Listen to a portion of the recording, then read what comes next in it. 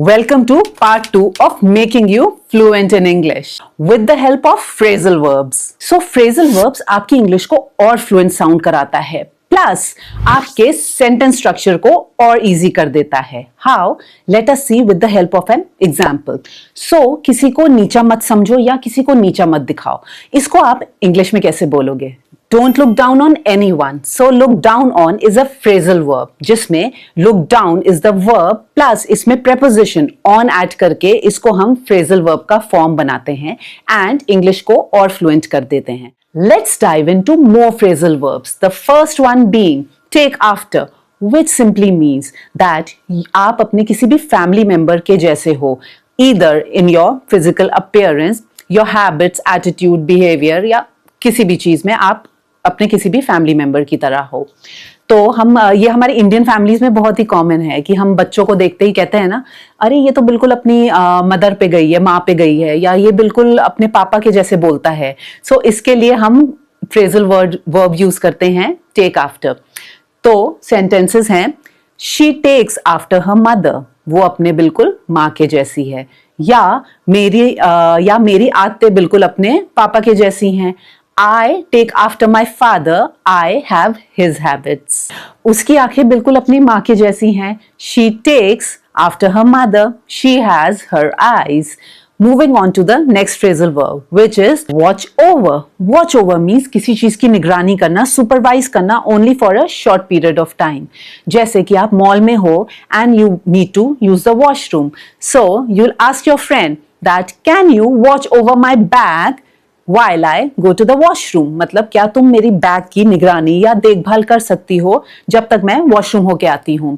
या can you watch over my kids while I'm out. क्या तुम थोड़े टाइम के लिए बस मेरे बच्चों की देखभाल, निगरानी, मतलब एक रिस्पॉन्सिबिलिटी, इसमें रिस्पॉन्सिबिलिटी फैक्टर बिल्कुल भी नहीं है. ठीक है, बस सुपरवाइज कर लो. तो वो कहना हो तो वॉच ओवर कहते हैं.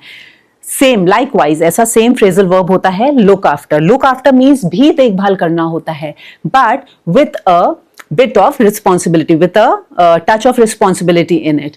कि जैसे आप बोलते हो I look after my children all day, मैं अपने बच्चों का पूरे दिन देखभाल करती हूँ, उनकी सारी चीजों की. तो या I look after my pets, कि मैं अपने पेट्स की भी देखभाल करती हूँ, मैं उनके लिए जो भी जिम्मेदारी है वो निभाती हूँ जो पूरा दिन करनी है. Another one, which is step aside. Step aside means किनारे हो जाना. इसको आप बोल सकते हो, आप कहीं जा रहे हो and somebody is blocking your way. So you can say, आप हिंदी में बोलते हो जरा साइड हो जाना ना. So उसकी जगह आप इंग्लिश में कैसे बोलोगे? Can you just step aside a little please? कि थोड़ा सा क्या आप किनारे हो सकते हो.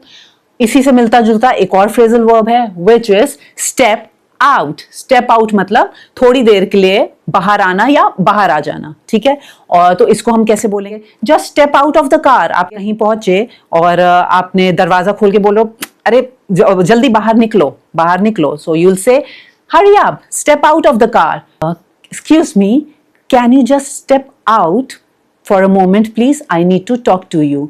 मतलब एक्सक्यूज मी, मुझे तुमसे बात करनी है, तो तुम थोड़े टाइम के लिए क्या स्टेप आउट, बाहर आ सकते हो रूम के बाहर. Another one which is calm down. Calm down I think ये बहुत ज्यादा कॉमन है, सबको ही पता होगा, but still I am telling you. It means to relax. Relax as in आप बोल सकते हो किसी को relax, you can say calm down. ठीक है, अभी काम अगर आप सिर्फ काम बोलोगे, जस्ट काम, वो इनकम्प्लीट लगेगा. यू हैव टू से calm down. So just calm down. Take a chill pill. Another one, which is try on. Try on आप यूज करते हो उन चीजों के लिए जिसको आप पहनते हो, है ना, उस चीज को ट्राई करने के लिए, आप बोलने के लिए. Like your clothes, your shoes, makeup, lipstick, perfume, whatever. आपको बोलना है यार एक बार लगा के तो देखो, पहन के तो देखो. सो उसके लिए आप बोलोगे try on. Try on your clothes, try on this perfume, try on this makeup, lipstick, whatever.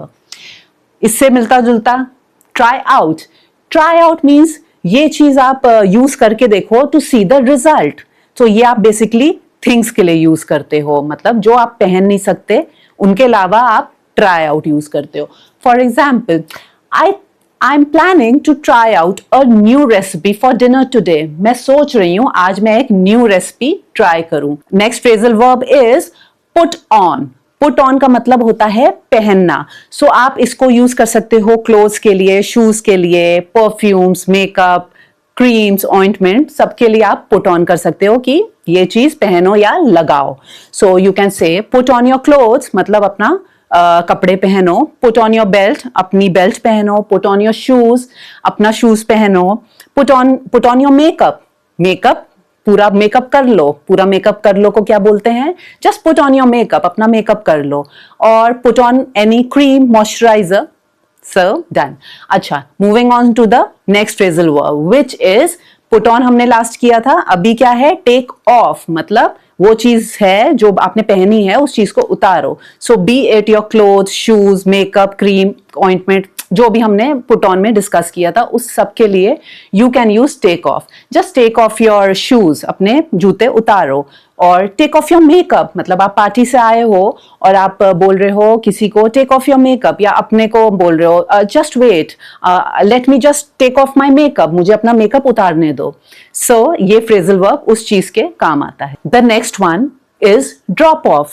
Drop off simply means कि आपने किसी को कहीं पे छोड़ा है. So you can say that drop भी तो यूज कर सकते हैं, but drop doesn't sound natural. जो आप यूज करते हो उस चीज के लिए कि आपने किसी को कहीं छोड़ा या आपको कहीं कोई छोड़ दे, ड्रॉप कर दे, उसके लिए आप ड्रॉप नहीं ड्रॉप ऑफ बोलते हो. For example, can I drop you off to the school. क्या मैं तुमको स्कूल में ड्रॉप कर सकता हूं? या आप कैब में जा रहे हो तो आप बोल सकते हो, आपको रुकवाना हो, आपको कहीं पे बोलना हो कि भैया यहीं पे रुक जाओ, तो आप बोल सकते हो कि can you just drop me of here. So moving on to the next phrasal verb, which is look for. Look for का मतलब होता है कोई चीज आप ढूंढ रहे हो. ठीक है, ढूंढने के लिए आई एम लुकिंग फॉर. देखो फाइंडिंग नहीं यूज करते. बहुत से लोग बोलते हैं कि आई एम फाइंडिंग दिस. तो दैट फाइंडिंग उस पॉइंट में it is a wrong word to use. वो रॉन्ग इंग्लिश होती है क्योंकि उस टाइम आप फाइंड का मतलब क्या होता है? आपको मिल गई कोई चीज, बट जब आपको अभी मिली नहीं है तो you can not use the word finding. उस केस में आप बोलते हो आई am looking for my phone. मैं अपना फोन ढूंढ रहा हूं. Next phrasal verb is run out या रैन आउट. रन आउट का मतलब होता है खत्म होना, कोई भी चीज. स्पेसिफिकली इसको हम यूज करते हैं आपके राशन, ग्रोसरीज, आपकी बैटरी, टाइम एटसेट्रा के लिए. क्या मुझे चीनी मिल सकती है? I ran out of sugar today. मेरे घर में चीनी आज ही खत्म हो गई. I ran out. तो उसके लिए माइंड इट, आप फिनिश्ड नहीं यूज करोगे. You will never say the sugar finished, you will always say ran out. ठीक है, अभी मेरे फोन की बैटरी खत्म हो गई. My phone rain out of battery. या आप एक और सेंटेंस यूज कर सकते हो कि मेरे पास टाइम की बहुत शॉर्टेज हो रही है, टाइम बचा ही नहीं है, तो आप बोलोगे I am running out of time. जल्दी करो, हरी अप. सो अभी हम नेक्स्ट फ्रेजल वर्ब में आते हैं. एंड उससे पहले, yes, if you are liking this video please do hit a like and subscribe if you think कि ये वीडियो आपके लिए हेल्पफुल है. और आने वाली ऐसी कई वीडियोस होंगी जो आपकी इंग्लिश को नेक्स्ट लेवल ले जाएंगी, आपकी फ्लुएंसी को बहुत बढ़ाएंगी. So please do subscribe to the channel. So moving on to the next phrasal verb which is head out. Head out का मतलब होता है कि आप थोड़े टाइम के लिए कहीं जा रहे हो, आप बाहर जा रहे हो, उसके लिए आप बोलते हो हेड आउट. जैसे आप कहीं जा रहे हो बाहर और कोई एकदम से होता है ना, कभी कभी अनइनवाइटेड गेस्ट आ जाते हैं. सो इस केस में आप बोल सकते हो उनको, oh I was just about to head out for lunch. मैं लंच के लिए अभी बाहर ही निकल रही थी. या he headed out to the office early today, कि वो जल्दी ऑफिस के लिए निकल गया. ठीक है, अभी नेक्स्ट फ्रेजल वर्ब है डील विथ. मतलब कि हैंडल करना, किसी भी सिचुएशन को हैंडल करना या किसी पर्सन को हैंडल करना. सो उसके लिए हम फ्रेजल वर्ब यूज करते हैं डील विथ. सो अभी इसके सेंटेंसेस डिस्कस करते हैं. Sentences are this seems to be a crucial matter, let's deal with it tomorrow. कि ये मैटर थोड़ा सा इंपॉर्टेंट लगता है, चलो इसको कल हम हैंडल करते हैं. तो हैंडल की जगह टू साउंड मोर फ्लुएंट हम डील विथ यूज करते हैं. ठीक है, अभी देखो फ्रेजल वर्ब्स क्या कर रहे हैं, आपको और नेटिव स्पीकर्स की तरह साउंड कराते हैं. जो आप अपनी सीरीज या इंग्लिश फिल्म्स में देखते हो ना, they use a lot of phrasal verbs. The next 4 are very easy. Keep out means उसको बाहर रखो. जैसे कोई मीटिंग चल रही है, सो आप नहीं चाहते कि आप डिस्टर्ब हो, सो आप बोलोगे जस्ट कीप हिम आउट, उसको बाहर रखो, अभी अंदर नहीं आने दो. And the next one is let in.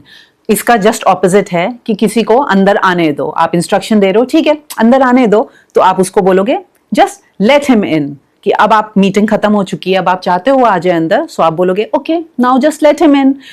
Show up means कहीं पे पहुंचना, अराइव होना. आप अगर सिंपल वर्ड्स में बोलो तो अराइव होता है, बट फ्रेजल वर्ब यानी कि अगर हमको फ्लुएंट साउंड करना है like natives, we say show up. He arrived at the party very late, या आप बोल सकते हो he showed up at the party very late. So showed up sounds better. Put out मतलब बुझाना, आग बुझाना, कोई भी फ्लेम बुझाना. सो हम बोलते हैं पुट आउट द सिगरेट, मतलब सिगरेट को बुझा दो. या the fire fighters put out the fire quickly. जो फायर फाइटर्स थे, जो कि फायर ब्रिगेड वाले, उन्होंने फायर को बहुत ही जल्दी बुझा दिया. Next one is sort out. Sort out के दो मीनिंग्स हैं. एक तो ऑर्गेनाइज करना. अगर if you are talking in terms of things, so in terms of things we mean organise. For example your clothes are just lying anywhere. मतलब just lying anywhere का मतलब होता है कि कहीं भी पड़े हुए हैं.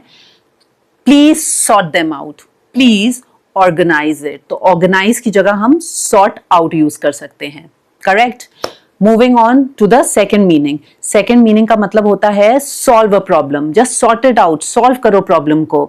There is a big issue in the meeting, we need to sort it out. मतलब कि मीटिंग में एक बड़ा इशू, बड़ा एक प्रॉब्लम है, आई थिंक मेरे को इस चीज को हमें सॉल्व करना पड़ेगा. We need to sort it out. ठीक है. अच्छा, वी नीड टू हम कब यूज करते हैं, इस चीज के ऊपर भी I make a video when I deal with the translation of sentences. Need to का मतलब होता है ये रिक्वायरमेंट है, हमें करना चाहिए, तब हम यूज करते हैं we need to. We want to तब नहीं यूज करते हैं. That's all for now. If you like the video, please do hit a like and stay with me, because I'm going to get more videos on phrasal verb and translation of sentences. So bye for now, take care.